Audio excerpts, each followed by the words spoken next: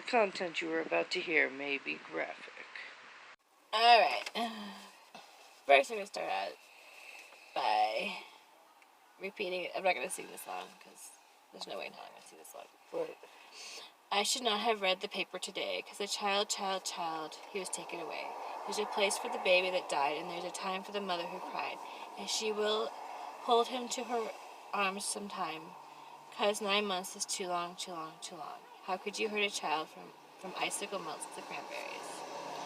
We're already talking about James Bulger. No, right. You get the warnings.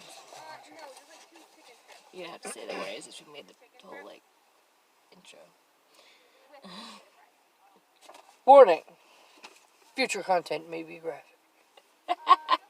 The song was written for James Patrick Bulger, born March 16th, 1990 in Liverpool, England, to Ralph Stephen Bulger and Niece Bulger, now Fergus. Oh, I guess he was murdered in 1993. Or was that her? He did. Oh. 2-year-old from Kirkby, Merseyside, England, who was abducted, tortured, and killed by 2 10-year-old boys, Robert Thompson and John Venables. Do you have any Q-tips on you? Alright. My vape is tasting funny. Closed-circuit television surveillance from the New Strand Shopping Center in Bootle, taken on Friday, 12th of February 1993, showed Thompson and Venables casually observing children, apparently selecting a target. Cause they're crazy. The boys were skipping school, which they did regularly.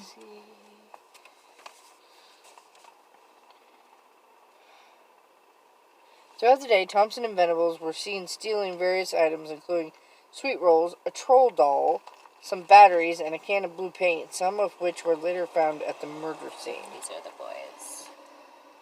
I'd be surprised if you can see that, though. I could try to lighten up. I got a new app, so I can try to lighten everything up. Or you could even try turning the brightness up on your screen. One of the boys later revealed that they were planning to find a child to abduct, leading him to the busy road alongside the shopping center and push him into the path of oncoming traffic.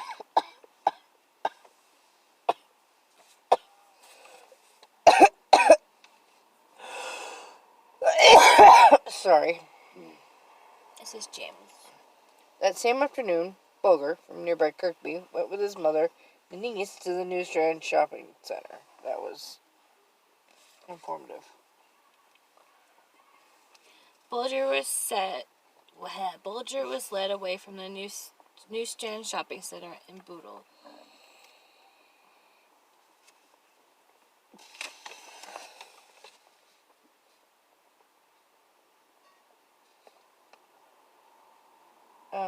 You skipped 2 things. Oh, did I?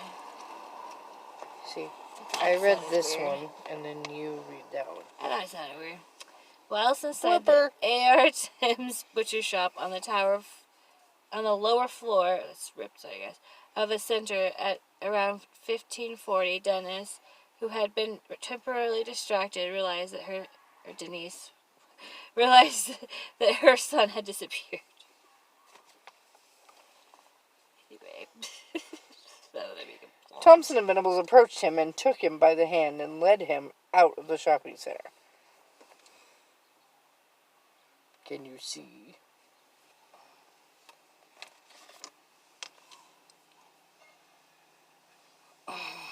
Bulger was led away from the New Strand Shopping Center in Bootle.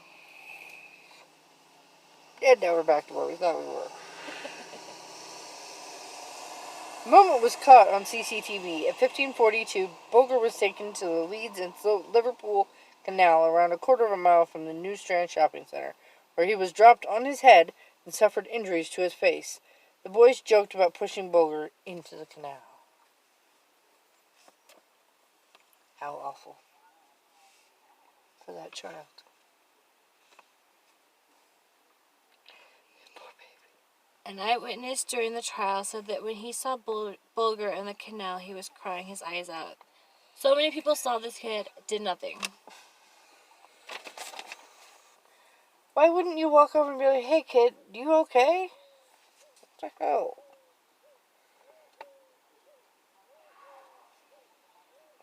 Two-year-old boy from Kirkby, Merseyside, England, who was abducted, tortured, and killed by two 10-year-old boys, Robert Thompson and John Venable. Why? I don't know. Should I read the next one? Yeah. Two people challenged Thompson and Venable, but they claimed Bulger was their younger brother or that he was lost, and they were taking him to the police station. Okay. If he was lost, I would have been like, well, then let me take him to the police station. At one point, the boys took Bulger into a pet shop for which they were ejected. They must have been causing mischief. Of course they were causing mischief. Eventually, the boys arrived in the village of Walton, and with Walton Lane police station across the road facing them, they hesitated and led Bulger up a steep bank to a railway line near the disused Walton and Anfield railway station, close to Anfield Cemetery, where they began torturing him. Okay, it's about to get really fucking graphic, y'all. Like, just to warn you, if you have a problem with bulging eye sockets, now's your chance to walk away. One of the boys threw blue emerald modeling paint, which they had shoplifted earlier, into Bulger's left eye. They kicked him, stamped on him, and threw bricks and stones at him. Batteries were placed in Bulger's mouth, and according to police, some batteries may have been inserted into his anus, although none were found.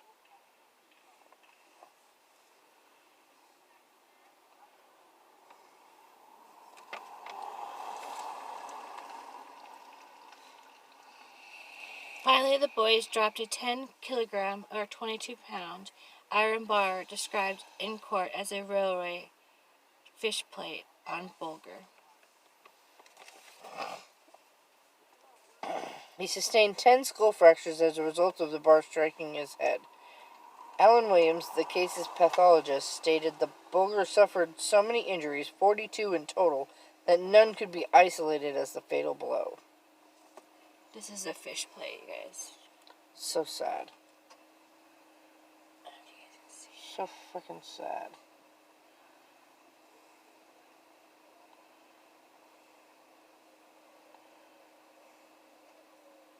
Can you see it? Mm-hmm.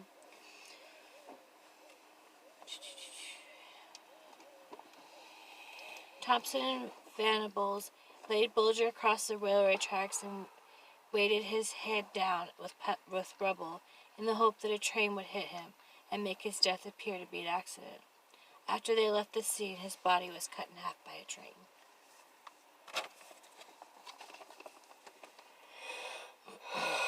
Bulger's severed body was discovered 2 days later, on February 14th. How the fuck?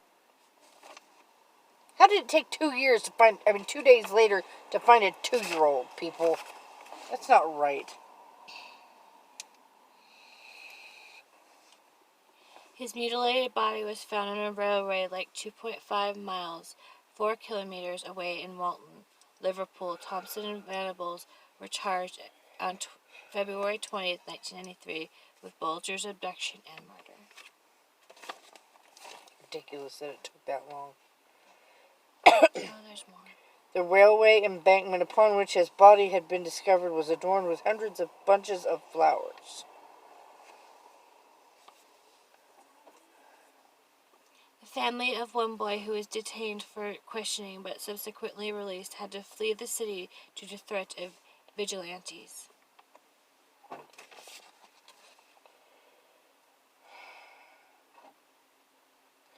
Breakthrough came when a woman, on seeing slightly enhanced images of the two boys on national television, recognized Venables, who she had skipped school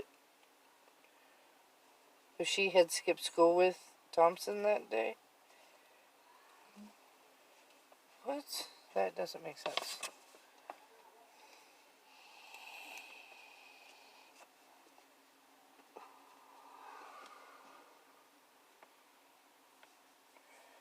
Read the next Thompson. one. She contacted police and the boys were arrested.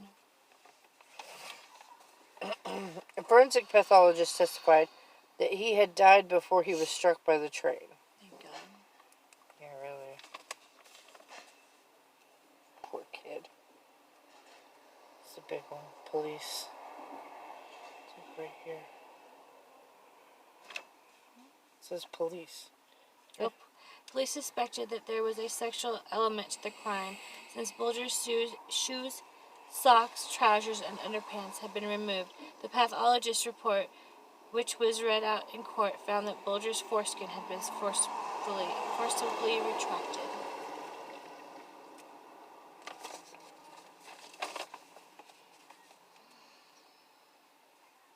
When Thompson and Venables were questioned about this aspect of the attack by detectives and a child psychiatrist, Eileen Vizard, the pair were reluctant to give details but also denied inserting some of the batteries into Bulger's anus. The fact that the suspects were so young came as a shock to investigators. Headed by Detective Superintendent Albert Kirby of Merseyside Police, early press reports and police statements had referred to Bulger being seen with two youths, suggesting that the killers were teenagers, the ages of the boys being difficult to ascertain, and the images captured by CCTV.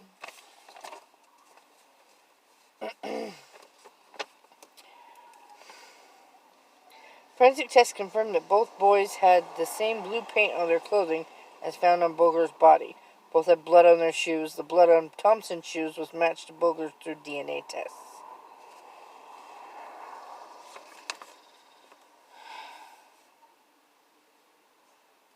It's fucking sad. A pattern of bruising on Bulger's right cheek matched the features of the upper part of a shoe worn by Thompson. A paint mark in a toe cap of one of the Venables' shoes indicated he must have used some force when he kicked Bulger. Thompson is said to have asked police whether the 2-year-old had been taken to the hospital to get him alive again.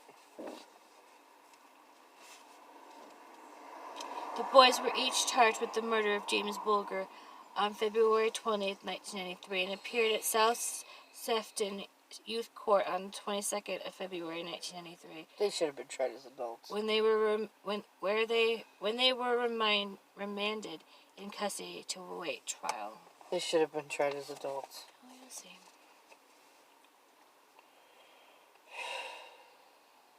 In the aftermath of their arrests, and throughout the media accounts of their trial, the boys were referred to Child A, Thompson, and Child B, Venables. Because I can't release names. Top. At the top.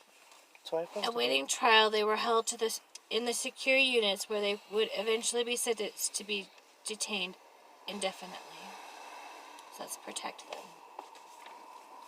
As we do with all pedophiles. Up to 500 protesters gathered at South Sefton Magistrates Court during the boys' initial court appearances. Parents of the accused were moved to different parts of the country and assumed new identities following death threats from vigilantes. Really? The parents? The full trial opened at Preston Crown Court on November 1st, 1993, conducted as an adult trial with the accused in the dock away from their parents and the judge and court officials in legal regalia. I don't know. Regalia. The boys denied the charges of murder, abduction, and attempted abduction. The attempted abduction charge related to an incident at the New Strand Shopping Center earlier on February 12, 1993, the day of Bulger's death. Thompson and Venables had attempted to lead away another 2-year-old boy, but had been prevented by the boy's mother. Thank God for that child. Each boy sat in a view of the court on raised chairs so they could see out of the dock designed for adults, accompanied by 2 social workers. Although they were separated from their parents, they were within touching distance when their families attended the trial.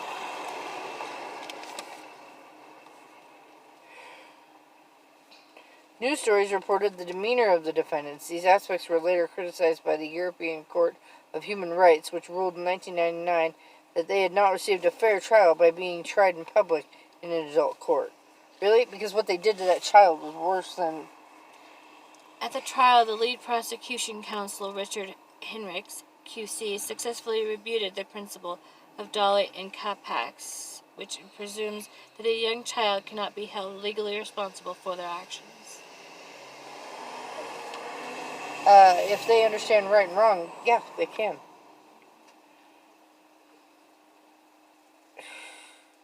Thompson and Venables were considered by the court to be capable of mischievous discretion, meaning an ability to act with criminal intent, as they were mature enough to understand that what they were doing was seriously wrong. I don't know, though, because he said, can you bring him to the hospital and bring him back to life again? No, because they hurt him on purpose. Whether they understand that he could die and not come back doesn't make any difference. He knew he was doing something wrong. A child psychiatrist, Elaine Wizard, who interviewed Thompson before the trial, was asked in court whether he would know the difference between right and wrong, and that it was wrong to take a young child away from his mother, and that it was wrong to cause injury to a child. Wizard replied, if the issue is on the balance of probabilities, I think I can answer with certainty. Wizard also said that Thompson was suffering from post-traumatic stress disorder after the attack on Bulger. Susan Bailey, the Home Office forensic psychiatrist who interviewed Venables, said unequivocally that he knew the difference between right and wrong. Oh, he had PTSD because you turned a boy. Bullshit.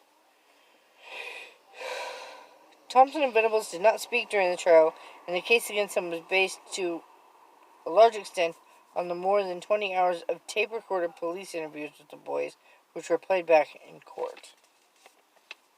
Thompson was considered to have taken the leading role in the abduction process, though it was Venables who had apparently initiated the idea of taking Bulger to the railway line. Venables later described how Bulger seemed to like him, holding his hand and allowing him to pick him up on the meandering journey to the scene of his murder. Lawrence Lee, who was a solicitor of Venables during the trial, later said that Thompson was one of the most frightening children he had seen and compared him to the Pied Piper. After his appearances in court, Venables would strip off his clothes, saying, I can smell James like a baby smell.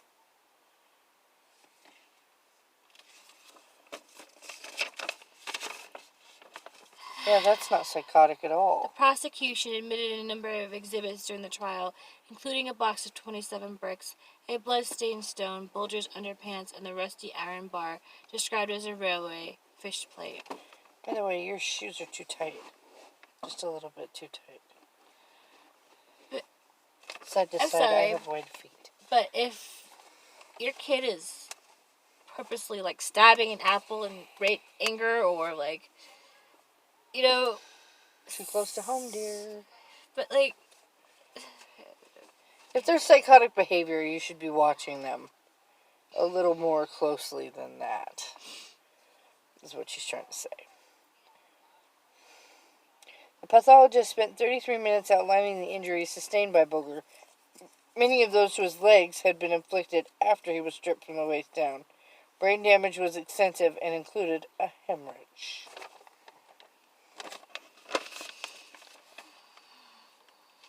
The boy, by then aged 11, was found guilty of Bulger's murder at the Preston court on 24th of November 1993, becoming the youngest convicted murderers of the 20th century. Although there's been younger before that. No, I think there's before that too. I know there's a kid in India. 93? Mm-hmm. No. There was a kid in India that killed a bunch Look it up. Just go. I'll have to do a list of child murderers. The judge, Mr. Justice Moreland, told Thompson and Venables that they had committed a crime of unparalleled evil and barbarity. In my judgment, your conduct was both cunning and very wicked. Oh, man. I've got one of those things on the bottom of my sock. Go ahead. Go ahead. Moreland sentenced them to be detained at Her Majesty's pleasure with a recommendation that they should be kept in custody a very, very many years to come, recommending a minimum term of 8 years. 8 years? That's it? Well, that's in the Majesty's pleasure. That's like a freaking orphanage thing. Like a little kid psych ward type place. They should have just been put into a psych ward for the rest of their lives. At the close of the trial, the judge lifted reporting restrictions and allowed the names of the killers to be released, saying, "I did this because the public interest overrode the interests of the defendants. There was a need for an informed public debate on crimes committed by young children." Sir David later criticized this decision and outlined the difficulties created by it in this 2010 review of the Probation Service's handling of the case. They were found guilty on 24th of November 1993, making them the youngest convicted murderers in modern British history. Modern British history. Should I keep reading?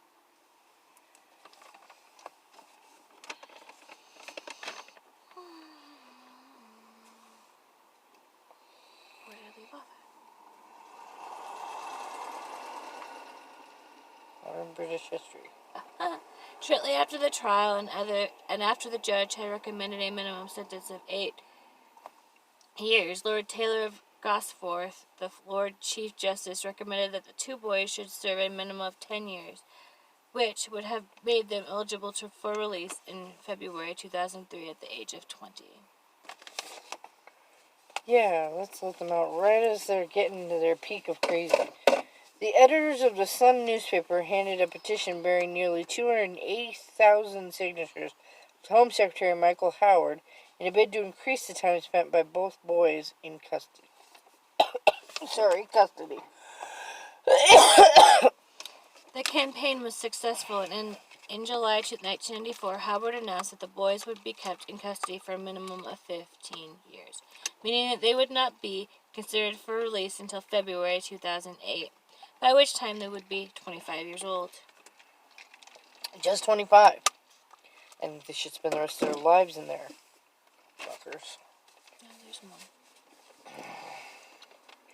Lord Donaldson criticized Howard's intervention, describing the increased tariff as institutionalized vengeance by a politician playing to the gallery. The increased minimum term was overturned in 1997 by the House of Lords that ruled it unlawful for the Home Secretary to decide on the minimum sentence for young offenders. Are you fucking kidding me? Oh, there's more. The High Court and European Court of Human Rights have since ruled that, though the Parliament may set minimum and maximum terms for individual categories of crime, it is the responsibility of the trial judge, with the benefit of all the evidence and argument from both prosecution and defense counsel, to determine the minimum term in individual criminal cases.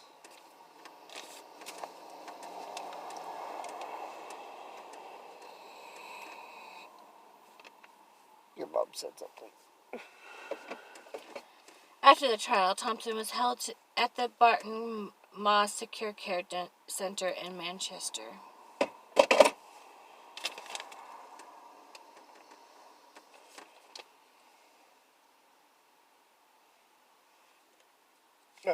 Venables was detained in Barty House, a small 8-bedded unit in Red Bank secure unit in St. Helens on Merseyside.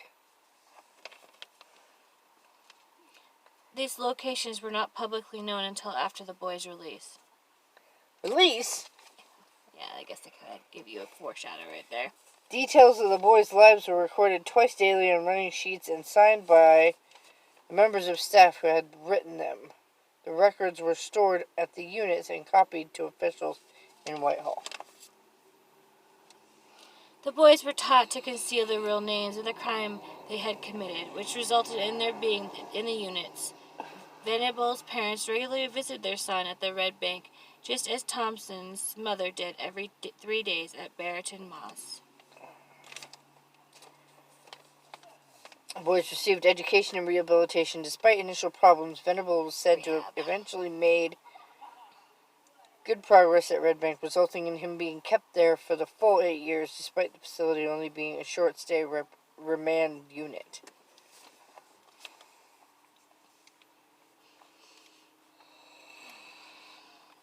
Both boys, however, were reported to suffer post-traumatic stress disorder, and Venable in particular told of experiencing nightmares and flashbacks of the murder. Oh, Fucking wussy. imagine the parents, dickwads. Right? In 1999, lawyers for Thompson and Venables appealed to the European Court of Human Rights that the boys' trial had not been impartial, since they were too young to follow proceedings and understand an adult court. Yeah. The European Court dismissed their claim that the trial was inhumane and degrading treatment, but upheld their claim that they were denied a fair hearing by the nature of the court proceedings. They were denied a fair trial. The European Court also held that Michael Howard's intervention had led to a highly charged atmosphere, which resulted in an unfair judgment. Son of a bitch. Yep. On March 15th, 1999, the court in Strasbourg ruled by 14 votes to 5 that there had been a violation of Article 6 of the European Convention on Human Rights regarding the fairness of the trial of Thompson and Venable, stating the public trial process in an adult court must be regarded in the case of an 11-year-old child as a severely intimidating procedure.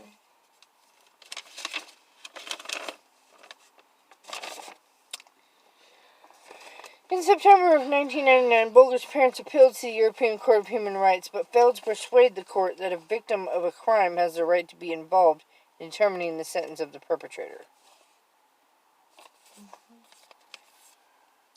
The European Court case led the new Lord Chief Justice Lord Wolfe, reviewing the minimum sentence in October of 2000. He recommended the tariff be reduced from 10 to 8 years, adding that young offender institutions were a corrosive atmosphere for the juveniles. No, a corrosive atmosphere was them killing a child. God damn it. In June 2001, after a 6-month review, the parole board ruled the boys were no longer a threat to public safety and could be released as their minimum tariff had expired in February of that year. Fucking bullshit. The Home Secretary, David Blunkett, approved the decision, and they were released a few weeks later on a lifelong license after serving 8 years. Both men were given new identities and moved to secret locations under a witness protection style program. This was supported by the fabrication of passports, national insurance numbers, qualification certificates, and medical records. Blunkett added his own conditions to their license and insisted on being sent daily updates on the men's actions. I wish I could start over. The terms of their release included the following. They were not allowed to contact each other or Bulger's family. They were prohibited from visiting the Merseyside region. Curfews may be imposed on them, and they must report to probation officers. If they breached the rules or were deemed to risk the public, they could be returned to prison. That's a lie. An injunction was imposed on the media after the trial, preventing the publications of details about Thompson and Venable. The worldwide injunction was kept in force following their release on parole, so their new identities and locations could not be published. Blunkett stated in 2001 the injunction was granted because there was a real and strong possibility that their lives would be at risk if their identities became known, you think? It should be. At his eventual parole, Venable's psychiatrist, Susan Bailey, reported that visiting and revisiting the issue with John as a child, and now as an adolescent, he gives no account of any sexual element to the offense. Why would he? Venable was sent to prison for breaching the terms of his license and was released on parole again in 2013.